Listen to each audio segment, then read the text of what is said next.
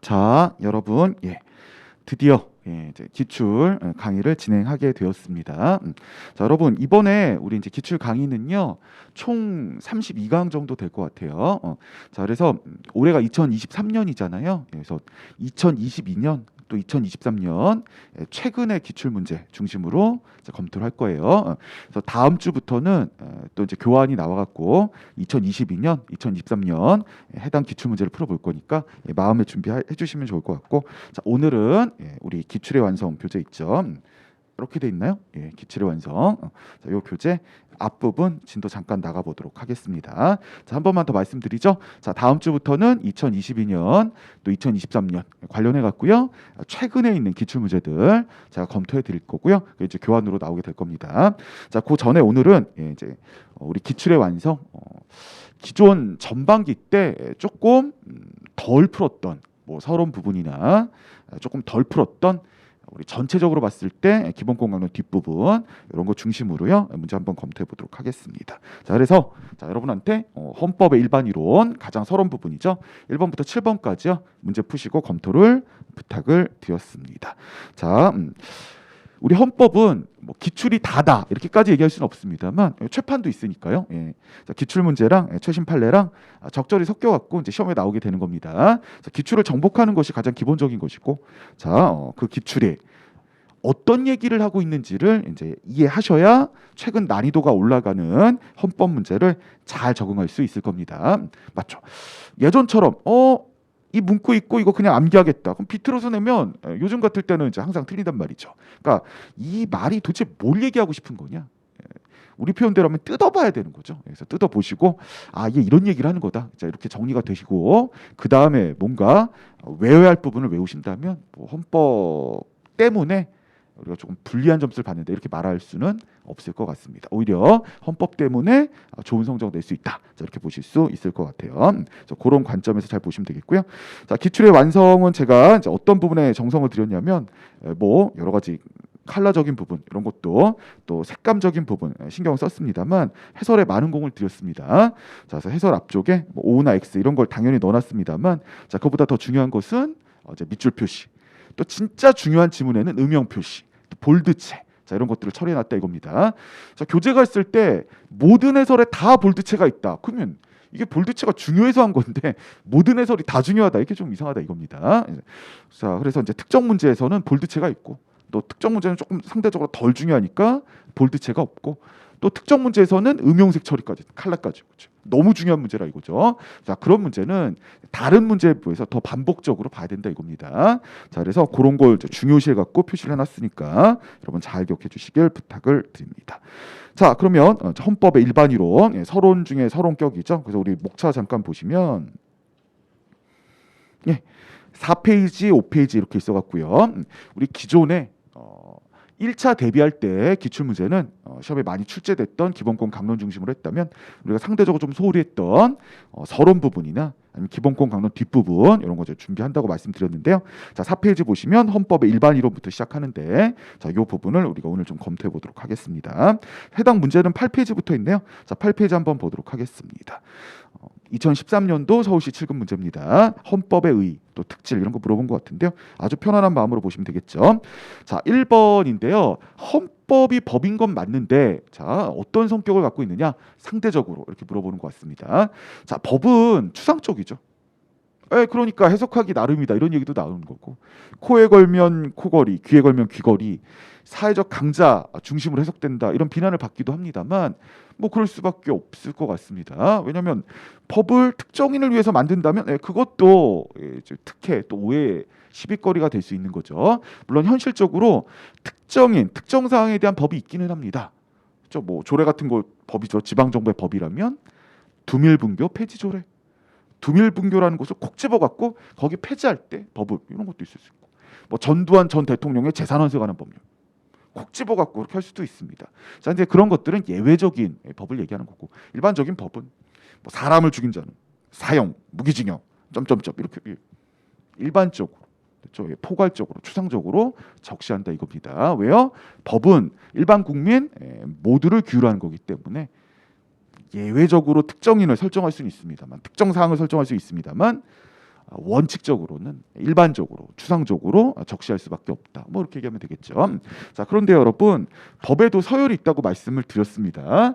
자, 그래서 헌법이 있을 수 있고 법률이 있고 자, 법적인 효력을 갖는 명령, 법규명령이라고 우리 얘기하는 거죠. 자, 대통령령, 총리령, 부령이 대표적인 것 같습니다. 자, 여기까지가 중앙정부인 거고, 자, 지방정부는 지방의회에서 만드는 법, 조례가 있을 수 있고요. 자, 그다음에 지방자치단체장, 뭐 서울시장이나 경기도지사 이런 분들이 만드는 규칙이 있을 수 있다. 이런 말씀 드렸고요. 자, 이 규칙은 표현을 조심하시라고 제가 여러 번 말씀드렸던 것 같습니다. 왜냐하면 현실에서 규칙 그럽니다. 저도 학원에서 강의하는데 학원 내 규칙 이렇게 얘기할 수 있습니다. 가장 편안한 표현인데요. 그러다 보니까 우리 판례에서도 규칙 그러는데 그 규칙이 시행규칙인지 행정규칙인지 아니면 지방자치단체장이 만드는 규칙인지 자, 요거에 따라서 좀 달라질 수가 있다 이겁니다. 자, 일단 행정규칙은 행정기관 내부규범입니다. 여러분이 경찰 공무원 되시면 여러분이 근무하는 곳에 내부규범이 있을 수 있죠. 막말로 민원 많이 접수된다. 또 점심시간에 민원이 많이 온다. 그 우리가 밥 먹기 되게 불편하니까 차라리 우리 업무 보는 곳은 3시부터 밥 먹도록 하자. 이렇게 약속할 수 있습니다. 행정기관 내부규범이고요. 그런 건 법이 아닙니다. 자, 그런 걸 행정규칙이라고 얘기하는 거고. 또요, 여러분 시행규칙이란 것도 있죠. 자, 여러분 공직자 생활하시면 이제 상명하복 이게 이제 현 시점에서는 약간 변화할 수 있다고 하더라도 공직 생활의 근본입니다. 그렇죠. 자, 그래서 복종 의무 이런 것들이 있을 수 있습니다. 그렇죠. 자, 그러다 보니까 이 공직 생활에서 가장 높으신 분은 대통령. 감히 대통령 이렇게 얘기하기가 그렇다 이겁니다. 자, 민간인인 저는 뭐 대통령 얼마든지 얘기할 수 있죠. 하지만 공직자인 여러분들이 대통령 이렇게 얘기하기 그래서 자, 대통령령 이런 말을 현실적으로 잘 쓰지는 않고 실무적으로는 시행령. 우리가 시행해야 할 명령이다 이렇게 쓰게 되는 거죠. 또요, 자, 총리가 바라시는 거, 또 장관이 바라시는 거. 학자들은 총리령, 부령 얼마든지요. 저 같은 사람도 총리령, 부령 각 부의 가장 높은 사람이다 해서 장관령을 보통 부령이라고 얘기하죠. 얼마든지 얘기할 수 있지만 자, 여러분 공직생활 하시면 여러분 부서에서 제일 높으신 분이 장관 아닙니까? 됐죠? 그래서 감히 부령, 감히 총리로 이렇게도 얘기 못한다 이겁니다. 그래서 그런 것들은 이제 대통령령, 즉 시행령과 좀 구별하려고 시행해야 될 규칙. 우리가 규칙 이거 맨날 쓰는 거니까 자, 시행규칙 이렇게 쓴다 이겁니다. 자, 시행령은 대통령령, 시행규칙은 총리령, 부령, 뭐 얼마든지 그렇게 얘기할 수 있는 거죠. 그런데 이제 그 규칙이란 표현 나오니까 이런 것들과 헷갈릴 수 있다. 좀 조심하셔야 됩니다. 자, 여기 쓴 규칙은요, 지방자치단체장이 만든 법 규칙이라고 얘기를 합니다. 자, 서울시장님이 만드는 법 규칙. 자, 경기도지사님이 만드는 법 규칙 이렇게 얘기합니다. 규칙을 제정한다, 개정한다 이렇게 얘기하게 되는 겁니다. 자, 그럼 한번 생각해 봅시다, 여러분.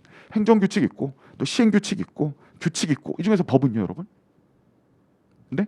자, 행정규칙 있고 시행규칙 있고 규칙 있고 이 중에서 법은요? 법인 게 있고 법이 아닌 게 있네요. 그렇죠? 법은요, 시행규칙. 즉 학문적으로 얘기하면 총리령, 부령. 이것도 법이고요. 또요, 지방자치단체장이 만드는 규칙, 요것도 법이 되는 겁니다. 잘 기억해 주세요. 오케이. 자, 그러면 맨 앞에 얘기했던 행정규칙은요, 이건 행정기관 내부규범이니까 우리 민원인들 많아갖고 3시부터 밥 먹겠다, 이건 법이라고 할 수 없는 거죠. 잘 정리해 주시면 되겠습니다. 그런데 그럼 법이면 뭔가 의미가 있을까? 네, 법은 일반 국민을 규율하잖아요. 자, 그래서 국민을 구속한다, 대적 구속력이 있다 이런 말을 하는 거고, 법이 아닌 건 국민을 구속하지 않습니다. 자, 민원 때문에 3시에 밥 먹는 게 국민이랑 별로 상관없다 이거죠. 잘 기억해 주셔야 되겠습니다. 뭐 그렇다고요. 자, 그래서 제가 드리고 싶은 말씀은 여기 있는 건 다 법이다 이렇게 기억하시면 되겠습니다. 우린 법을 배우고 있는 거고요. 자, 그런데 제가 왜 순서대로 적어놓은지 알겠죠? 서열이라 이겁니다. 그래서 헌법재판소가 제일 좋아하는 게 이런 거죠. 국민의 대표가 만든 법률이 국민이 만든 헌법에 위반되는지 위헌법률심사 이런 걸 하는 거. 그렇죠? 이게 헌법재판소에 부여된 권한이자 의무 뭐 이렇게 될 수 있겠습니다. 잘 기억해 주시면 될 것 같아요. 자, 그래서 여기서 이제 우리 물어보는 건 우리가 헌법 시험이니까 자, 이 헌법이 다른 법에 비해서 상대적으로 어떤 의미를 갖고 있느냐 이걸 물어본 것 같고요. 상대적으로 어떤 의미겠요? 최상위 규범이니까 가장 추상적이겠죠. 그리고 가장 간결할 겁니다. 최상위 규범이 구구절절하게 어쩌고 저쩌고 그럼 최상위 규범이 아니라 그저 밑으로 내려갈수록 구구절절하게 쓰는 거고, 맨 위에 있는 법은 상대적으로, 법은 다 추상적입니다만 상대적으로 가장 추상적일 거고 가장 간결할 겁니다. 이게 헌법의 특성이 되겠습니다. 뭐 그럴 수밖에 없다는 거 잘 정리해 주세요. 자, 그럼 선택지 1번 한번 보시면 여러분, 헌법은 그 조문이 갖는 구조적 특성으로 인해서, 구조적 특성 뭡니까? 추상성, 간결성 이렇게 되는 거고요.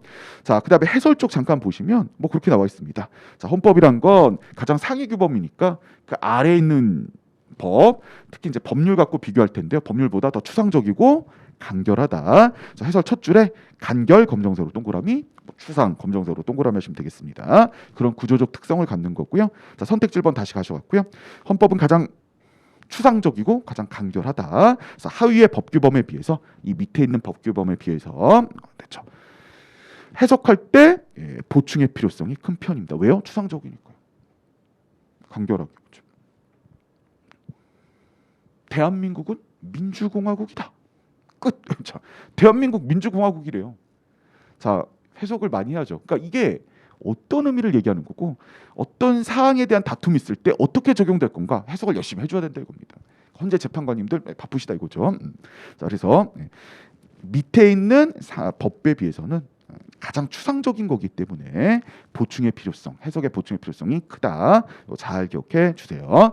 해석, 보충 각각 파란색으로 동그라미 주시면 되겠습니다. 자, 여러분 선택지 2번이 정답인데요. 이건 이제 수도 없이 말씀을 드렸습니다.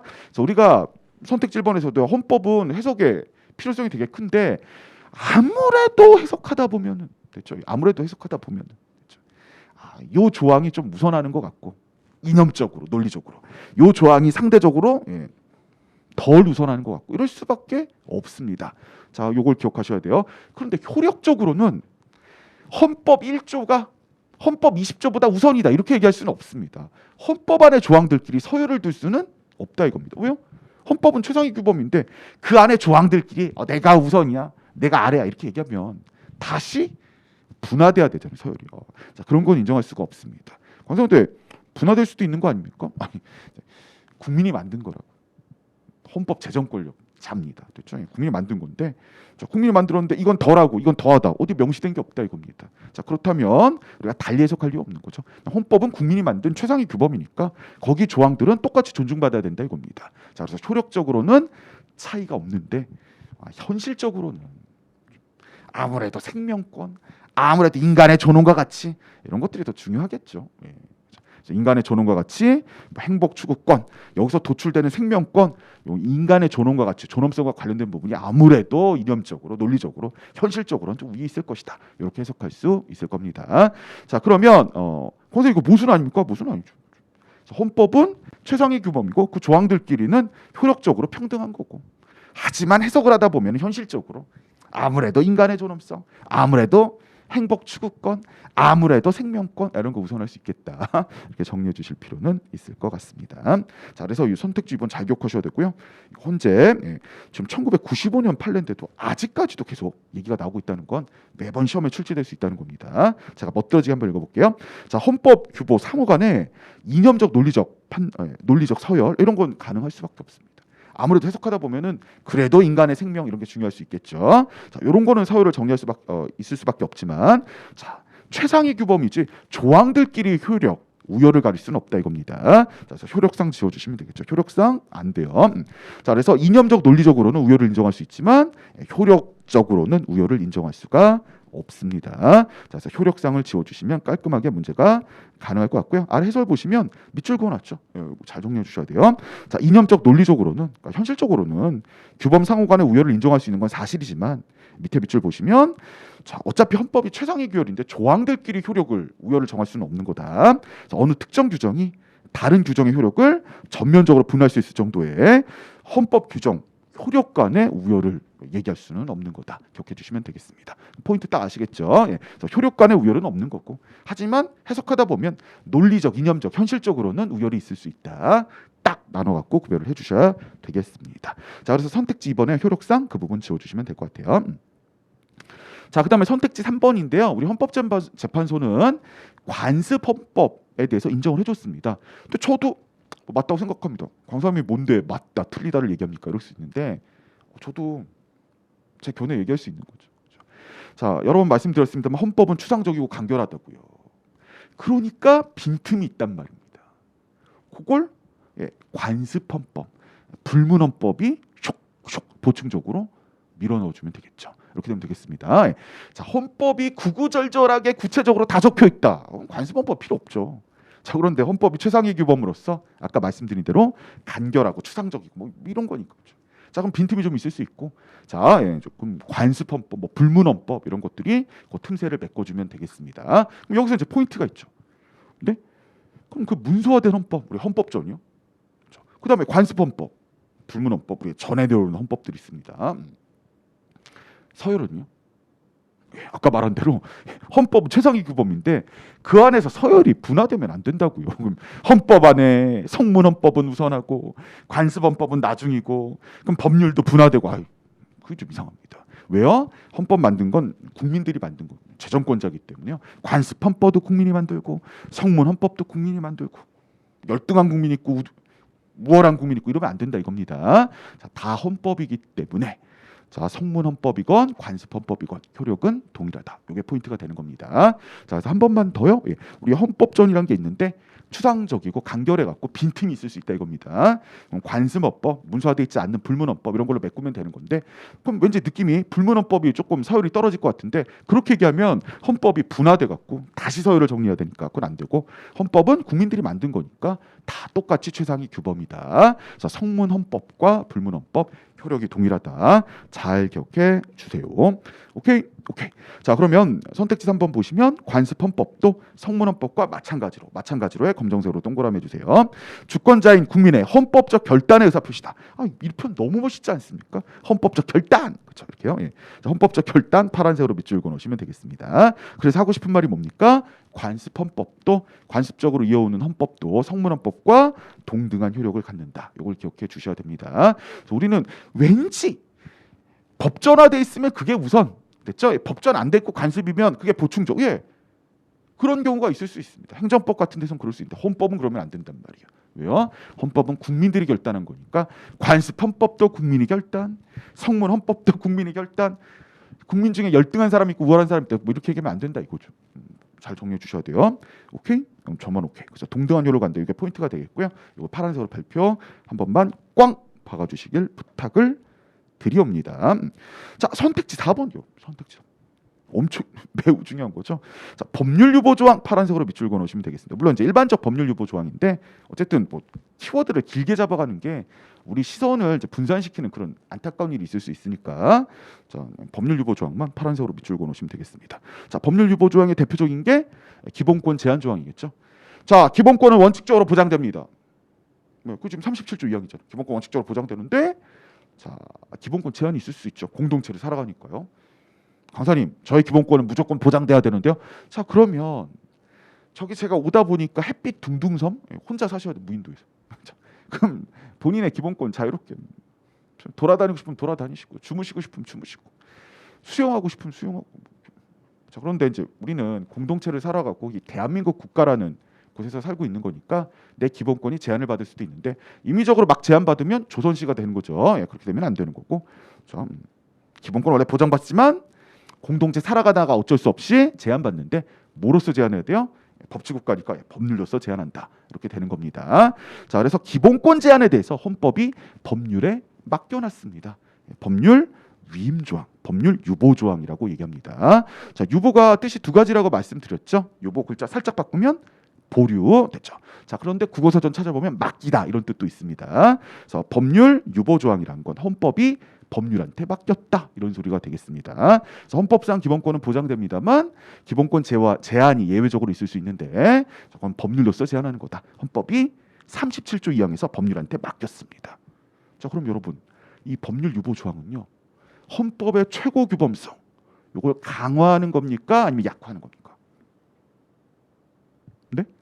자, 이 법률 유보 조항 법률로서 헌법이 얘기하는 기본권 보장 이걸 제한할 수 있어요. 자, 요건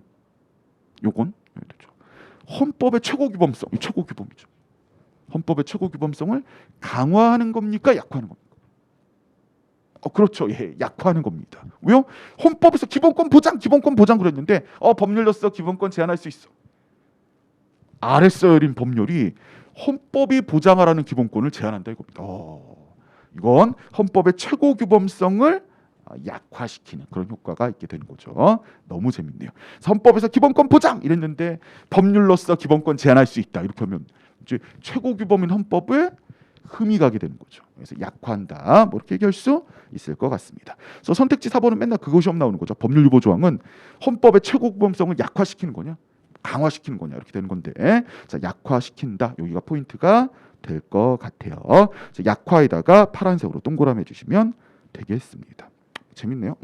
자 선택지 5번 한번 보시면 여러분 이건 뭐 당연한 얘기인 것 같습니다. 현대 민주주의 국가의 헌법은 뭐 예를 들어 서양 유럽의 근대나 우리나라 뭐 조선시대나 이런 거와 다르죠. 5만 가지가 다 들어가 있습니다. 그래서 국가 조직 우리나라 어떤 국가 조직이 있냐 대통령 있고 국회의원 있고 뭐 등등등 이런 것도 들어가 있지만 당연히 국민의 기본권도 들어가 있고요. 자 국민의 기본권이란 게 헌법에 적시가 돼 있다는 건 그렇죠. 자 국가가 일방적으로 통치하는 거에 대한 어떤 제한 장치 이런 것도 다 언급이 돼 있다는 것을 얘기합니다. 저기서 통치구조론 쪽 보시면 대통령이 하는 업무에 대해서 어떻게 제한을 가할 수 있고 뭐 국회의 어떤 업무에 대해서 어떻게 제한을 가할 수 있고 헌재 업무에 대해서 어떻게 제한을 가할 수 있는가 자 이런 국가 조직에 대한 업무에 있어서 제한을 언급하고 있습니다. 왜요?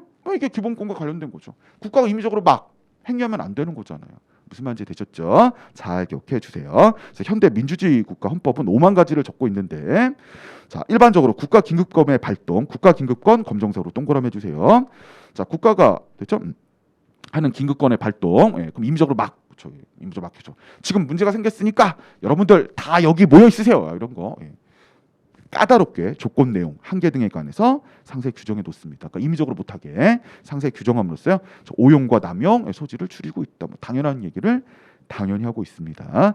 자 그래서 이제 우리 헌법이 시의적인 부분이 있는 거잖아요. 그래서 제가 도덕 지문, 뭐 국어 지문 이렇게 얘기하는데 뭐 1번의 선택지 5번 같은 경우에는 뭐 국어 지문 같습니다. 읽다 보면 국가 긴급권, 국가가 임의적으로 국민들의 기본권 제한 못하도록 여러 가지 오용, 남용, 소지를 줄이는 규정들이 있다. 뭐 당연한 얘기를 당연히 하고 있는 거니까 잘 기억해 주세요. 오케이 좋아요. 자, 그래서 정답은 2번이 되겠습니다. 자, 그래서 이제 기출 포인트를 잘 잡으셔야 여러분이 실력이 쭉쭉 느는 겁니다. 기출 포인트 잡는다는 건 무슨 말 하는지 알아요. 무슨 말? 지금 1번의 정답 2번인데 무슨 말 하고 싶은 거냐? 헌법이 최고 규범이니까 헌법의 각 조항들은 효력은 동일한 거고 거기서 막 분화되면 안 되는 거고. 하지만 현실적으로 해석하다 보면은 아무래도 인간의 존엄 이게 더 우월할 수밖에 없다. 그걸 이념적, 논리적 이렇게 얘기하는 거. 그다음에 헌법 조항들끼리 효력적 이렇게 얘기하는 거. 비교하시면 되는 거. 잘 정리를 부탁을 드려요. 자, 여러분 이제 9페이지예요. 2번 문제 한번 보도록 하겠습니다. 자, 9페이지 2번 문제는 2018년도 경정 승진 문제인데요. 자, 문제도 한번 밑줄 그어볼까요? 합헌적 법률 해석입니다.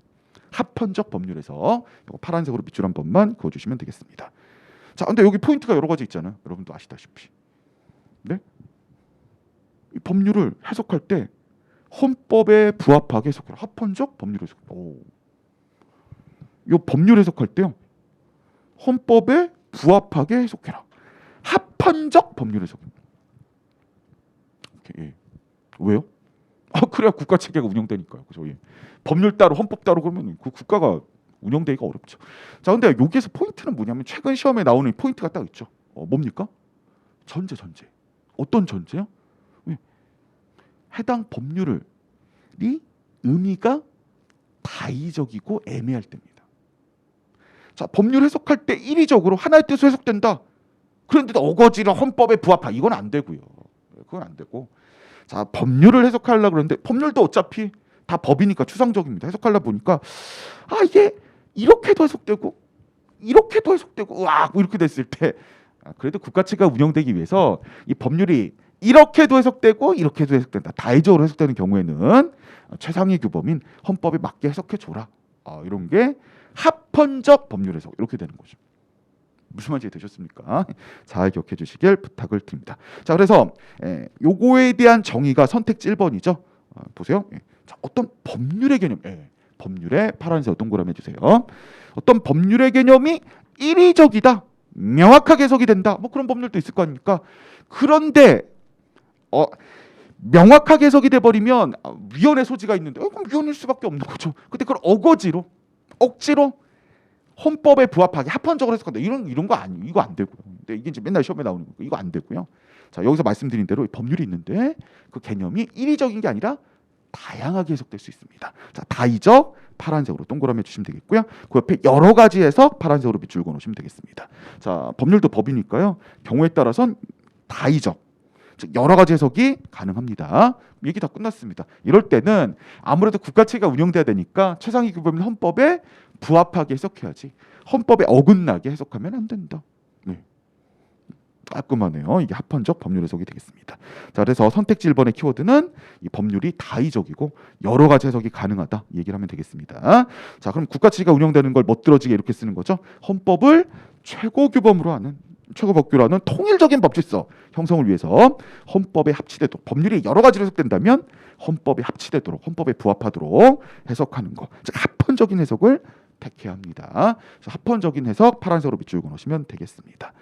자, 이에 의하면 또 멋들어지게 쓰면 되겠죠. 자, 그런데 조금 제가 이제 우스갯소리로 얘기합니다만 헌법재판소 재판관님들도 오랜 시간 재판관 하셨잖아요.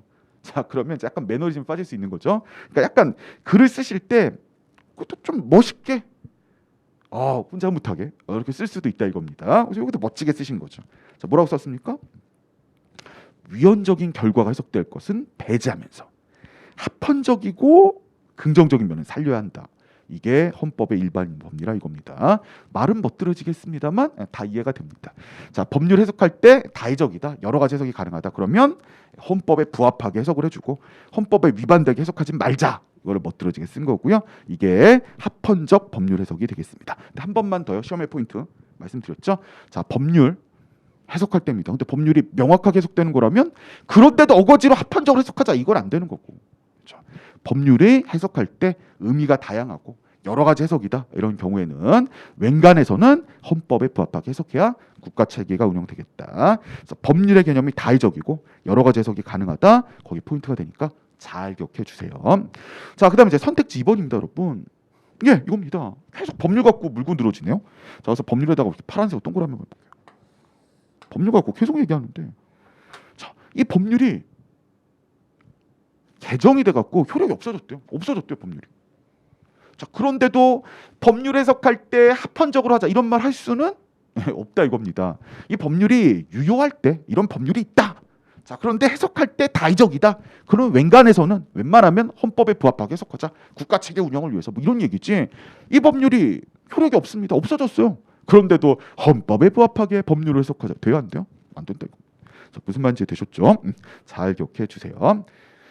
자, 그래서 선택지 2번입니다. 헌법 합치적 법률 해석이란 건 이 법률이 유효한 법률이어야 된다. 효력이 있어야 되는 법률이어야 된다. 그래야 얘기를 할 수 있는 거죠. 자, 유효에 검정색으로 동그라미 해주시면 되겠어요. 이미 실효된 효력이 없는 법률 조항을 대상으로 해서 헌법 합치적 법률 해석을 할 수는 없는 겁니다. 당연한 얘기입니다. 그래서 유효하지 않는 법률 조항을 유효한 것으로 해석하는 결과에 이르면 자, 정당화될 수가 없습니다. 법률이 효력이 없어서 없어졌는데 그래도 헌법에 부합하는 해석을 해보자. 병원 가셔야죠. 잘 기억해 주시길 부탁을 드립니다. 자, 그래서 여기서 키워드는 유효한. 그래서 유효에다가 검정색으로 동그라미 해주시면 되겠고요. 자, 그다음에 이제 선택지 3번 보시면 군인사법 48조가 나옵니다. 자, 48조 아래다가 휴직이라고 한 번만 적어주시면 되겠죠. 휴직. 예.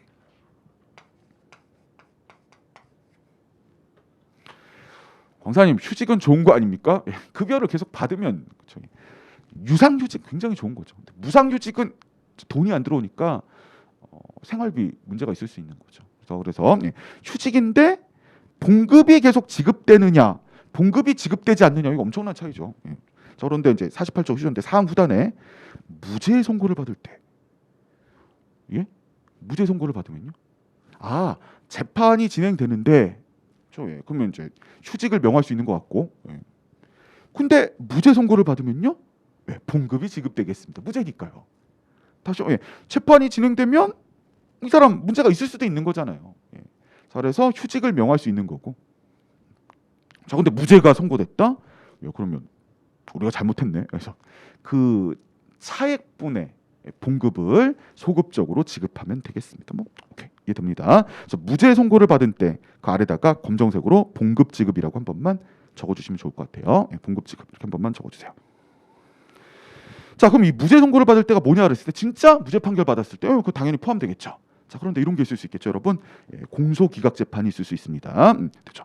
자, 검사가 소를 제기하는 걸 기각했습니다.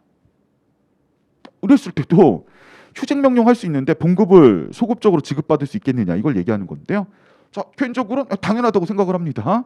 자, 무죄 재판 전에 검사가 기소도 안 했어요. 소도 제기 안 했어요. 왜요? 무죄가 확실하니까 이분. 그러니까 검사가 형사적인 문제에 대해서 소도 제기 안 했다. 무죄가 확실하니까요. 자, 그래서 이걸 멋들어지게 이렇게 쓰면 되는 거죠. 그와 같은 공소기각의 사유가 없었다면 재판이 계속 진행된다면 어차피 무죄 선고 받았을 것이다. 자, 무죄가 선고될 현저한 사유가 있는 이른바 이게 내용상 무죄 재판이 되는 거죠. 자, 그래서 내용상 무죄 재판 검정색으로 밑줄 그어놓으시면 되겠습니다. 그러니까 제가 이제 이런 표현 써서 미안합니다. 아싸리 재판이 끝까지 진행돼서 무죄 판결 나왔다. 형식상 무죄 재판이 되는 거고. 자, 소도 제기를 안 했습니다. 검사가 기소도 안 했어요. 어차피 이 사람 무죄일 거니까. 이런 거 혹시나 소를 제기했다면 결과적으로 무죄가 되겠죠. 자, 이런 걸 우리 내용상 무죄 재판이라고 합니다. 자, 이런 것들 뭐 형식적으로 진짜 무죄 판결이 있었든 아니면 공소기각해서 소가 진행 안 됐는데 혹시 소 진행하더라도 무죄 판결이 있다. 뭐 이것도 다 넣어줘야죠. 봉급 돌려받는 건데. 되셨죠? 자, 그래서 형식상 무죄 재판뿐만 아니라 내용상 무죄 재판 싹 다 봉급 돌려받을 때 봉급 돌려받을 수 있도록 무죄 선고를 받을 때로 해석하는 것. 자, 문의 그렇죠? 글자의 의미를 벗어난 거냐? 전혀 안 벗어났는데요. 오히려 실제 무죄 판결 받는 것보다 소도 제기 안 한 거. 이 사람이 원고가 또 피고가 더 완벽하게 죄가 없다는 걸 표징하는 것 같습니다. 자, 그래서 글자 의미 한계를 벗어난 건 전혀 아니고요. 벗어난 거 지워주시면 되겠습니다. 자, 합헌적 법률 해석에 부합합니다. 아니한다 지워주시면 되겠습니다. 자, 재밌죠? 자, 무죄 선고 받을 때 봉급 돌려받는 건데, 자, 소급적으로 돌려받는 건데 실제 무죄 재판, 무죄 판결이 있는 것뿐만 아니라 아싸리 검사가 기소도 안 했다. 그럼 어차피 기소했더라도 무죄 판결이다 이 의미 아니겠습니까? 자, 이렇게 해석해 주는 거 전혀 문제가 없더라. 잘 기억해 주세요. 자, 선택지 4번은 제가 이제 이 역사를 얘기한다면 뭐 하루 종일 걸릴 거니까 말씀드리는데 요 선택지 4번의 첫 줄 있죠, 여러분. 한정위원부터 자, 견해까지 검정색으로 한 번만 묶어주시면 되겠습니다. 자, 여러분 헌재에 어떤 독특한 헌법재판소의 독특한 표현이 있단 말 이겁니다. 법률을 이런 식으로 해석하는 난 위헌이다. 네? 법률을 이런 식으로 해석하는 난 합헌이다. 뭐 이런 표현을 많이 쓴다 이겁니다. 자, 그럼 헌법재판소가 법률에 대해서 이런 식으로 해석하는 난 야간 시위가 대표적이죠, 여러분. 야간이란 됐죠? 7시부터 자정까지 그 시간을 포함하는 한 시위 금지하는 건 위헌이다. 이렇게. 그래서 법률을 해석을 막 합니다. 언제도. 뭐 그럴 수 있죠. 위헌 법률 심사를 하다 보면은 해당 법률의 특징을 해석하고 표징하고 헌법에 부합하는지 검토해야 되는 거야. 법률 해석을 할 수 있다 이겁니다. 얼마든지요. 그래서 헌법재판소에서 법률 해석할 수 있는데 실은 헌법을 제외한 법률 등등의 법의 해석은 법원의 의무입니다. 그러려고 법원의 법관들 급여 주는 거거든요.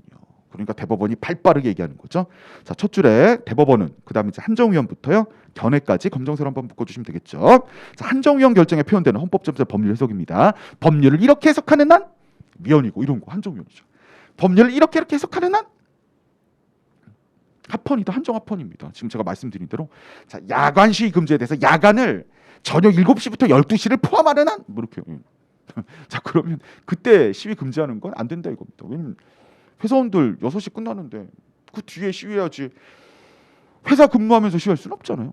그래서 그런 거는 이제 너무 밤이 아니니까 새벽에 하지 않는 한 7시부터 12시 이런 것도 다 포함해 갖고 야간 시위 금지다 이렇게 해석하는 한 위헌이다 이런 식으로요. 법률을 계속 멋들어지게 해석하는데 자, 대법원에서는 이게 이제 보기가 싫은 거죠. 자, 그래서 요때 헌재가 해석한 법률은 법률의 의미 내용과 적용 범위에 대해서 헌법재판소 견해를 표명한 것에 불과한 거지 그게 꼭 옳은 건 아니라는 게 우리 대법원의 입장입니다. 그래서 법원에 전속되어 있는 법령의 해석 적용 권한에 대해서 어떠한 영향을 미치거나 기속력도 가질 수가 없습니다. 그래서 법원에 전속되어 있는 법령의 해석 적용 권한 검정사로 묶어주시면 되겠죠. 그래서 법을 해석하고 적용하는 거 그러려고 우리가 법원의 법관들에게 급여 주는 거라 이겁니다. 자, 그래서 아무리 헌재에서 법률을 야간이란 7시, 12시 포함하고 뭐 이런 식으로 해석하다고 하더라도 자, 법원에서 그걸 꼭 인정하고 그걸 토대로 재판할 필요 없는 거고 자, 법원은 법원대로 열심히 법률에 대해서 해석하면 되겠다.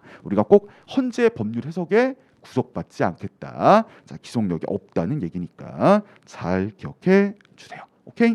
오케이. 그래서 없다에다가 검정색으로 동그라미 해주시면 되겠습니다. 자, 여러분 우리 한 10분만 쉬었다가요. 계속 진행해 보도록 할게요. 10분만 쉬었다 갈게요. 공무원 합격! 에듀윌 합격 패스!